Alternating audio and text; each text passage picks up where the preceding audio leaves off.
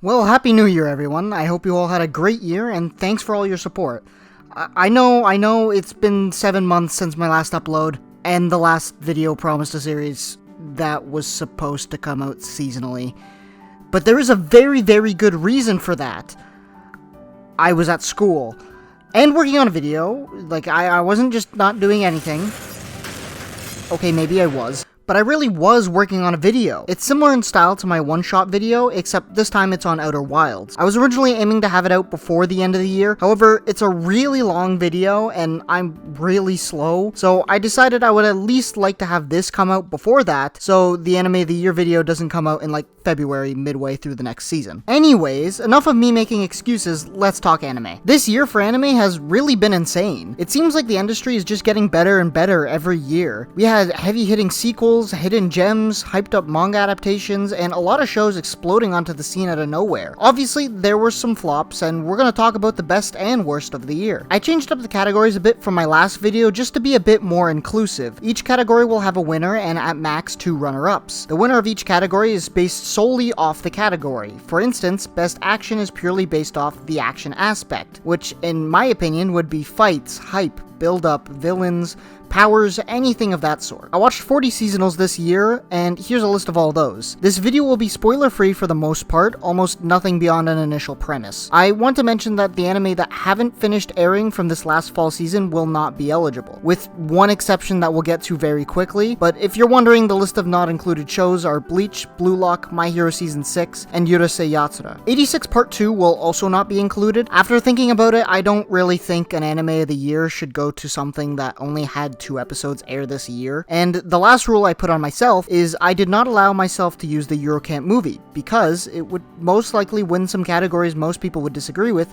as it is peak fiction. As I said with my last video, my picks are purely based on what I consider good animation, good action, good comedy, etc, etc. So if your favorite anime is not on here, either I didn't watch it or I disagree. If you disagree with me, feel free to. That's what opinions are. And these are mine. With that out of the way, let's get into the first category.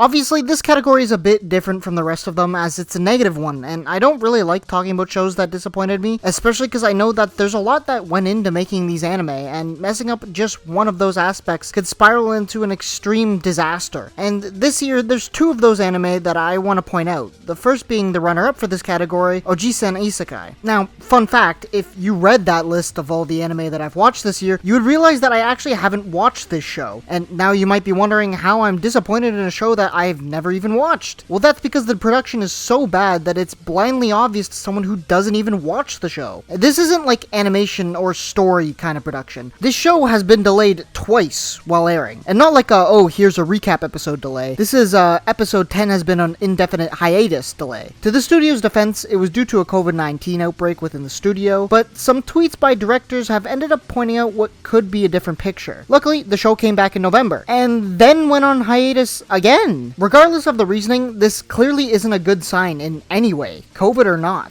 Luckily for that studio, another studio also had production issues, only this time it actually affected the final product, and significantly worsened the quality, which sucks because it's actually one of my favorite light novel series, that being Classroom of the Elite. As a light novel reader, I was super excited for Season 2. Classroom Elite quickly became one of my favorite series after watching the first season, as I began buying all the current physical copies that were out, and I finally caught up to the physical releases about a month ago, so seeing the anime come back was awesome. Now, I'm not going to pretend that I know a lot about anime production. My knowledge comes exclusively from Shirobako and one article I read after watching Shirobako. However, even I could tell something was off. The animation wasn't as smooth, the character models looked off at times, and most importantly, they were rushing content. Volumes 4 and 5 basically got completely sidelined. I follow a person named Namaru on Twitter, and they're a bit better with this stuff than I am. So here's a bunch of tweets from around the time when the anime was airing. Needless to say, it was, as they put it, a hellish production. It felt as if they just didn't care if the moment wasn't some sort of climax. A lot of the intricate detail was cut out, and it had a ton of outsourcing. Aside from a few scenes, it wasn't nearly as enjoyable as the first season, or the original novels. Now, given the runner-up and Classroom Elite, you can actually find a connection between these two and other disappointing shows last year. Not really gonna say anything, but I hope Classroom Elite Season 3 is better.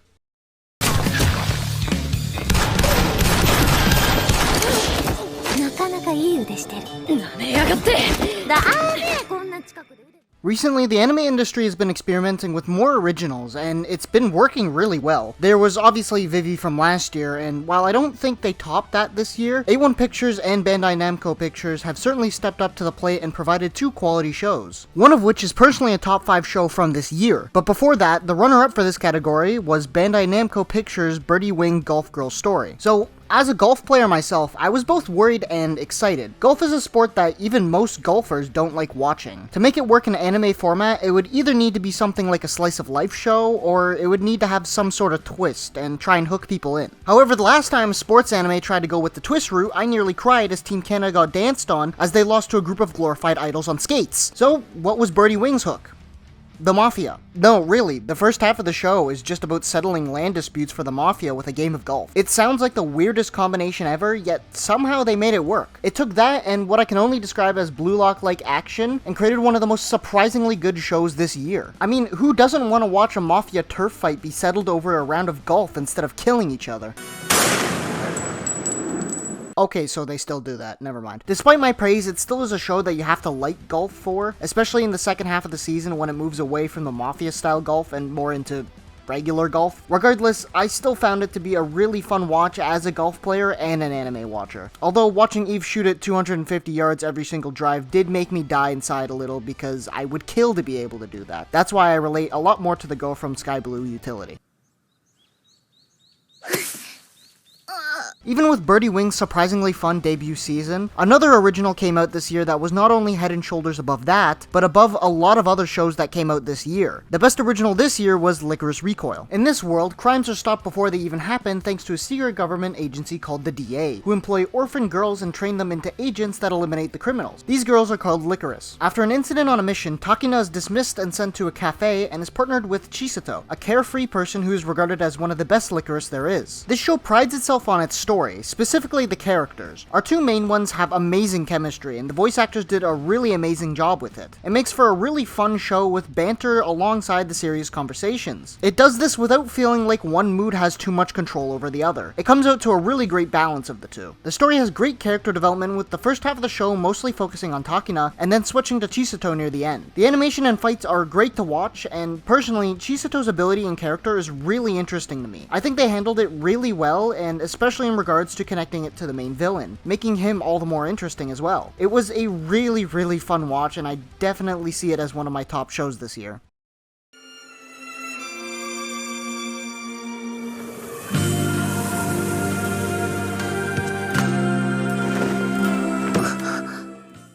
Everyone loves sequels. Everyone's greatest dream is for their favorite series to get renewed so they can watch the story continue in all its animated glory and not have to do the unforgivable act of actually reading a book. Regardless, anime as a medium has gotten to the point where sequels are getting confirmed left, right, and center. Even shows that arguably shouldn't be getting sequels are getting them. However, only few shows really continued their domination of anime fans' minds. The most obvious one, and the first runner-up, being Attack on Titan Final Season Part 2. I say that, but I mean, really, what more can I say about Attack on Titan that hasn't already been said? It's a masterclass of writing, and this season continued that and its theme of making both sides morally grayer. You don't really know who to root for anymore, as both sides have done things they regret and are too deep into this cycle of hatred to go back. I really liked how this season brought back some older side characters to have them bring up more conflict between the characters and the audience. I think Mappa did a wonderful job animating it, and especially the boat scene at the end really impressed me. Even though I've read the manga, I'm really excited to see how this show ends and what the reaction will be. Regardless, seeing this titan of a show come to an end will be a great thing to witness, and I have no doubt this will go down as one of the best shows in anime history. The next runner-up with another great sequel this year was Mob Psycho 100 Season 3. Mob has been Studio Bones' baby since 2016, and I really didn't know it was ending with Season 3, but they did a fantastic job with this series. Season 3 had a reported 20,000 frames of animation, and you could really tell which scenes they went into, one of which probably being the best fight in the series, and the other being the most emotional scene in the series. The voice acting acting was outstanding, they tied up a lot of loose ends, they brought back almost every character from the first 2 seasons. It was a beautiful end to a great series, and I'm really glad I was along for the ride. If you haven't caught up or started this series, I really recommend you do it. Even with Mob's fantastic finale, just one show barely beat it out for me, and the winner of this category is Made in Abyss Season 2. I want to start this off by saying this might be a tiny bit biased from me, as I watched the entire series in one go to catch up for Season 2, so all the prior seasons were still pretty fresh in my mind, but I still think it's the best sequel this year. Made in Abyss is one of the most creative and emotional stories I've ever seen, and Season 2 continued its amazing story. Even though the characters only stayed on one layer throughout the entire season, it somehow managed to make the world 10 times as interesting as before. They handled going back and forth between the flashbacks perfectly, giving us somewhat of a mystery to think about back in the present. The emotional beats were great, the fights were handled really well, and of course the show continues to be disturbing at just the right time to make you remember what the show is about. Seeing the characters grow even more throughout the season was really fun to watch, and I'm excited for the next season with the new edition. Overall, I think Made in Abyss had the most impactful continuation after the amazing movie they released in 2020. So just remember to stay hydrated while watching this season.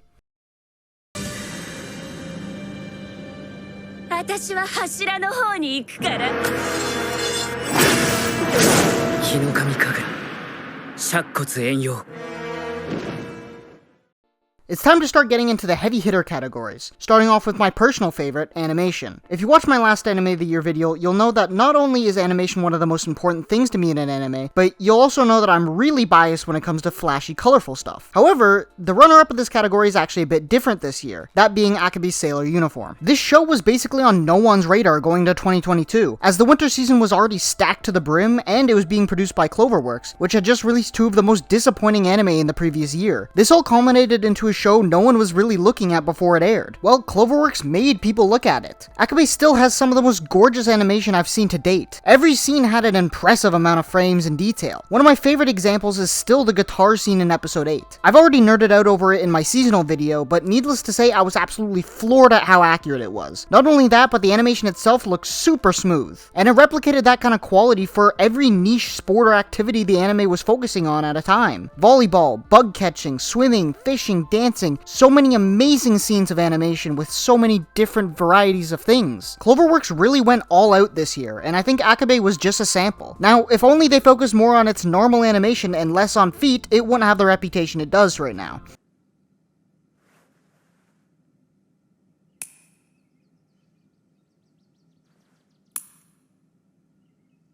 The winner of this category should surprise absolutely no one, as it's Demon Slayer Season 2. I mean, we all knew it was coming, right? If you actually think there was a better animated series than Demon Slayer Season 2 this year, you're crazy. This show redefined what it meant to truly enhance something with animation. Like, have you guys read the manga? The art is good, but nothing really comes close in anime form in terms of the sheer difference of quality. Ufotable straight up started coming up with their own scenes that better explained stuff in the manga and still made it look amazing. They're probably the best studio when it comes to mixing CGI and 2D animation, combining the two to make some of the smoothest fights in anime. Ufotable is simply one of the best studios out there right now, alongside Kyono Animations. They gave us some of the most visually insane fights of any anime this year, and I'm sure for years to come as well. I don't really think any shonen series in recent memory has come anywhere close to the level of hype for fights that Demon Slayer does. I mean, how often can you say that a series has such good animation that the story almost doesn't matter? Demon Slayer by far had the best animation last year, and maybe even this next year with the 3rd season. The only thing that could maybe beat it out next year is the Genshin Impact anime, baby. That's right, suck it nerds. Genshin Impact may be the best animated show this year, and there's nothing you can do about it. 黄昏先輩、好き。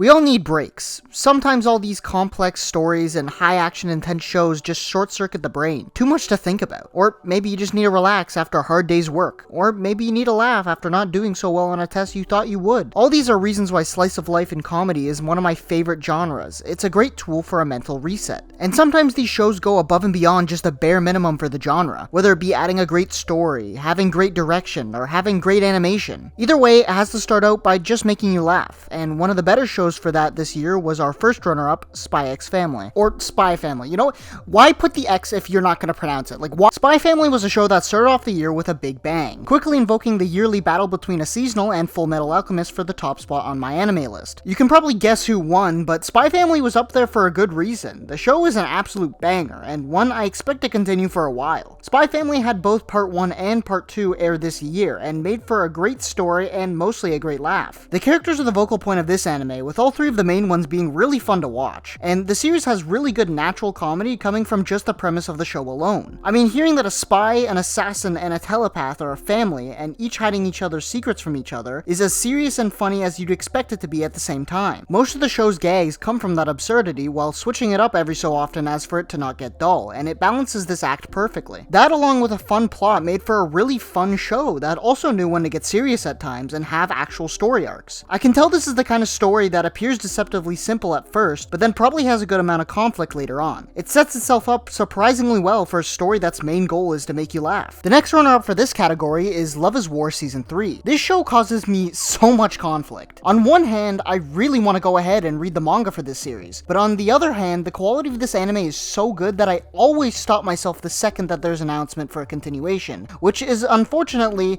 all the time for some reason. So now I gotta wait for this stupid movie to come out to continue watching this amazing show. It really is one of the best shows when it comes to comedy. I normally find the whole misunderstanding trope thing cringe, but this is possibly the only exception to that. All the characters work insanely well together, and it makes the comedy all the better. Everything about this series just makes it funnier. The direction, the narration, the extremity of the characters, all while building up its plot to basically the end of the season. And that ending, man.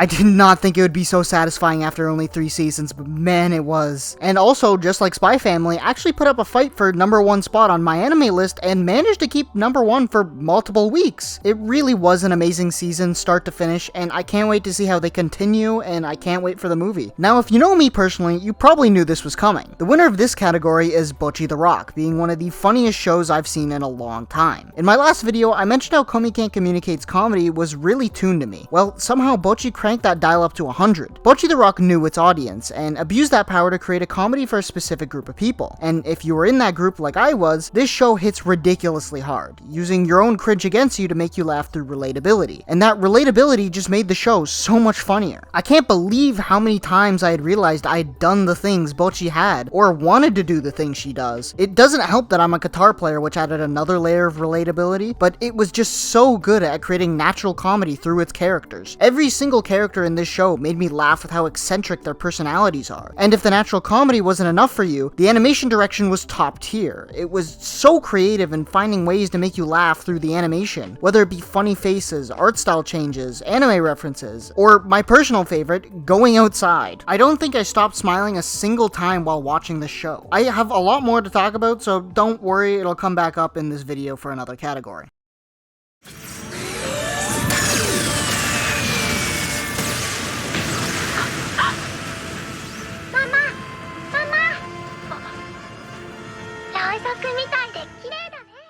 Recently, I found out that I value music a lot more than most people do. It's probably what I pay attention to the most after animation. Good music, in my opinion, can make or break a scene, and you don't really realize until it does either break or make a scene. 86 did that a lot, and it definitely would have won this category. Being honest, I could have given it to 86 just based on those last 2 episodes alone. Unfortunately for me, I decided to make the decision harder for myself by not choosing 86. Thankfully, a lot of shows did have really good music this year, and one of the bigger standouts kind of surprised me, that being the first runner-up, Chainsaw Man. As a non-manga reader going in, I expected a really good story from Chainsaw Man, but I found the music more often than not made the scenes a lot better. I know Fujimoto has a very unique way of drawing things in his manga, and it's something that can't really be translated to anime, and I think the music kinda made up for that in a way. Sweet Dreams is a really good example. This track was used a bunch of times, but mainly in 2 very important moments, yet it never got old, and somehow managed to convey 2 completely separate emotions in 2 completely separate scenes. The tracks that play played for the fights were really good, and gave off almost a fighting game vibe. It reminded me a lot of a game like Ultra Kill, which is a compliment by the way.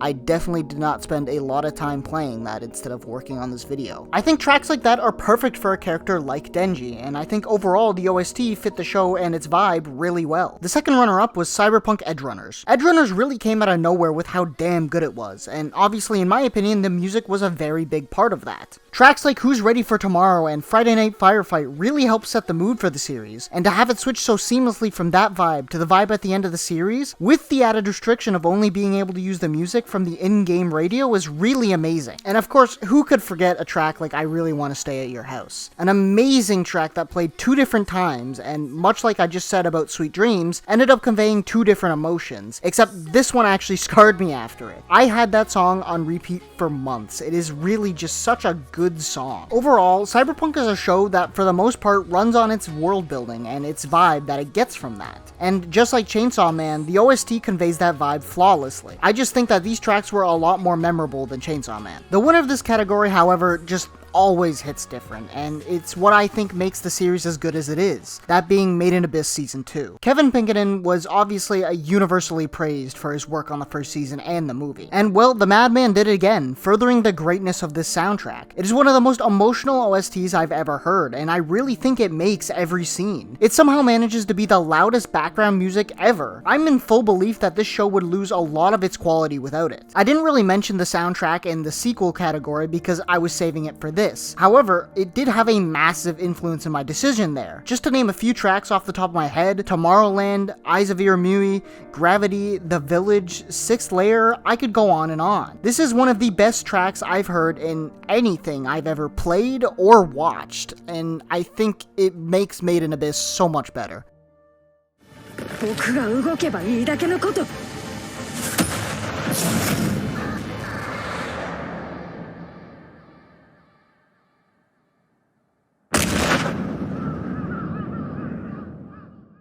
Everyone loves a good action. Action is what got me to like anime so much in the first place. It's the genre that people pay attention to the most in the medium, and for good reason. When done right, it's an absolutely amazing watch, and of course, there are always a few that stand out. And the runner-up for me this year, and stood out way before it even got an anime, is Chainsaw Man. Now, I didn't really know what to expect going into Chainsaw Man since I had consumed 0 content going in. Obviously, all I knew was it was ridiculously hyped. Needless to say, after watching it, I really get the hype. Fujimoto really has created one of the most interesting worlds for an action anime, doing what most shonen don't and embracing a broken power system, making fear the primary factor behind power. In this world, people can sign contracts with devils that have powers based on concepts or objects. Things like guns, chainsaws, shark, eternity, really just anything you can think of. And the more feared the devil, the stronger the power. And I absolutely love that. It makes the powers so much more creative, and the fights can be surprisingly one-sided. The fights are generally really fun, but I think at times they tried to animate them to make it a bit too realistic, which sounds like a good thing, but considering the main character's power is that he has chainsaws for hands, I'd beg to differ. The main thing I want to point out is the villains. Unlike a lot of Twitter, I can tell that the series is clearly setting up Makima to be the villain, and I think they did an incredible job. Every scene with her is just uncanny, and don't get me started on her powers. They're so terrifying, and what makes it worse is, unlike a lot of the powers in the show, you can't exactly tell what they are.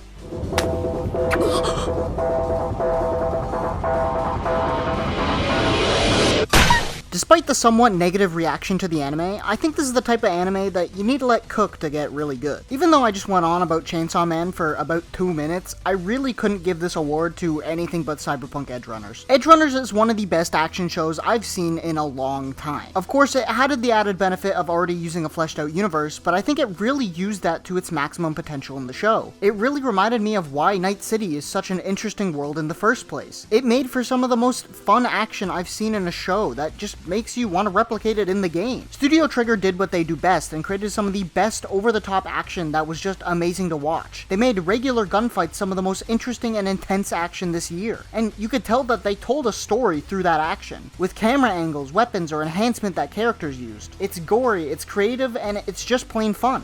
Seeing the show flesh out these characters and what they can do in as little as 3 episodes made it so they could create some of the most emotional, impactful battles I've seen in an anime in just 10 episodes. No need for seasons of build-up, they did it all in just 10 episodes. I really do think that episodes 6 and 10 are just masterpieces of pure action and story. You really do fall in love with this group fast, as every character is likable in their own way, and it made all the emotional scenes so much better. And again, they did all this while balancing that with showing off some of the awesome high-octane action. Simply put, Cyberpunk Edgerunners created some of the most impactful action that I've ever seen in anime, and I loved every second of it.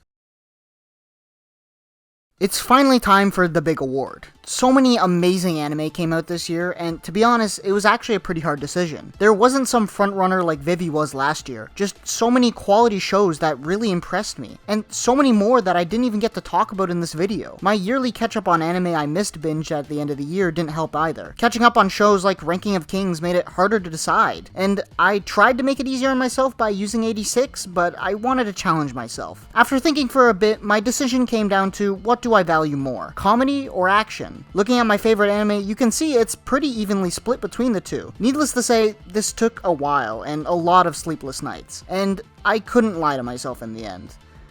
But first, the runner-up for Anime of the Year is Cyberpunk Edgerunners. I did literally just talk about this anime like a minute ago, so I won't dwell on it too much here since I pretty much already described why I like it so much. The high-octane, intense, gory action is something that's pretty rare in anime nowadays. Trigger and CD Projekt Red gave us an amazing world, with amazing characters, and one of the best gun-centered action shows in a long time. Not only that, but the soundtrack was amazing, having several of the most memorable tracks this year. And like I already said, what they did with these characters in just 10 episodes is an absolute masterclass, culminating in 2 of the best episodes this year. They managed to perfectly capture what made the Cyberpunk universe so appealing in the first place before the game botched the release.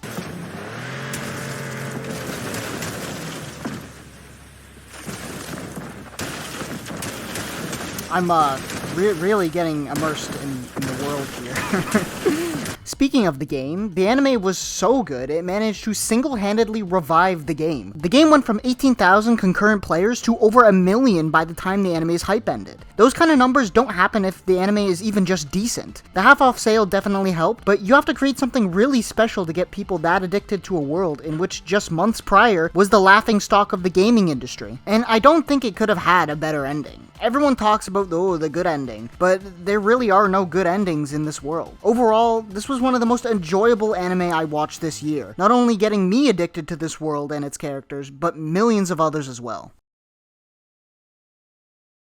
けどこのままじゃ嫌だ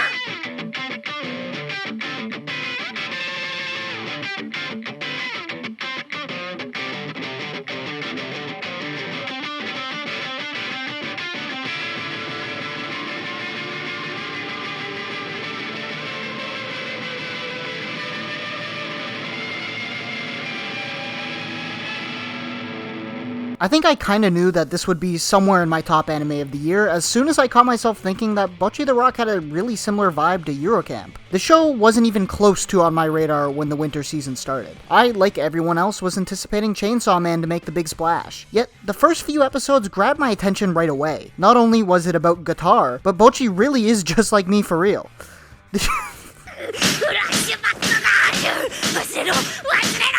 The show really plays into its relatability with its audience, and I think a lot of the reason it grabbed my attention as hard as it did in the first place is that the direction for this series is top tier. It is some of the most creative animation and just show direction I've ever seen in an anime. And I think that's what sets it apart from something like K-On! The directors just straight up think outside the box when it comes to putting scenes like this in the anime. You wouldn't get this from any other guy. I just can't tell you how I feel like. You don't have to understand. The photo to get you out. More importantly, what this type of direction does is it allows the show to connect to an audience in a way that most shows can't. It wants you to feel something, and it's making you feel exactly that. Most of the time, the emotion is Bocchi's anxiety, and for people who have felt the same way before, it connects in a way no other anime has. The show also does this really well with its animation, making for a ton of creative animation cuts that display those emotions as well. And of course, this stuff isn't exclusive to just the comedy. The animation team is just talented in general, dumping a ton of extra frames into scenes to make things look a lot smoother and a lot more memorable. This is especially true when it comes to the band scenes. The amount of care and love the team put into the band scenes was amazing, and it made it fun to watch them. Plus, the songs were straight bangers across the board. Music is used in a very specific way in this show, as sort of a checkpoint for Bocchi not only in her growth, but in her growth with the band as well. It makes the build up to these songs a lot more exciting, as Bocchi and the band level up with every song, all culminating to the end of the series where the band released an entire album on Spotify. I'd like to go more in depth, but I'll leave that for another video. Going back to the animation, this quality is not just exclusive to the main band, as shown by the scene with Sick Hack and their band, with the quality being just as good for a band that literally shows up once. The animation in that scene is just so mesmerizing, and of course, that's exactly what it was going for. I seriously considered putting this show in the animation category. It really impressed me for a comedy. Bocchi the Rock also has really surprisingly good writing. It's not a masterclass of writing, but it tells a story, and it tells that story perfectly. This is a story about Hattori Goto getting over her social anxiety. Bocchi grows an enormous amount throughout this show in subtle yet massive ways at the same time, and it doesn't feel forced or undeserving at all. It doesn't really click how much she has grown until the end of the series. For me, it was a specific scene in episode 11 that made me realize it, but I'm sure for most people it was episode 12, which is essentially all about showing off her growth. It makes the show feel a lot more like a journey in the short time we've been with this band, and it goes to show how well the writers wrote Bocchi and even the other characters, all of them helping Bocchi grow in different ways, while also having their own unique and subtle growth themselves. Bocchi is a series that not everyone will enjoy as much as me. Some people may not even like it at all, but it targets a very specific audience, and those people will end up loving this show. You don't even need to be a musician. Bocchi's quarrels with social anxiety are enough to get people dying of laughter and cringe at the same time. Of course, I've already talked about the comedy a lot, but the fact that it did all that while also balancing story, comedy, and animation without suffering any delays or production issues is absolutely amazing, and no doubt an incredible achievement. Bocchi is a series that you can just tell the entire staff and cast had a blast making, and the end result is all the better for it, because in the end, Bocchi truly does rock. ぼっちちゃんのロックぼっちだロックを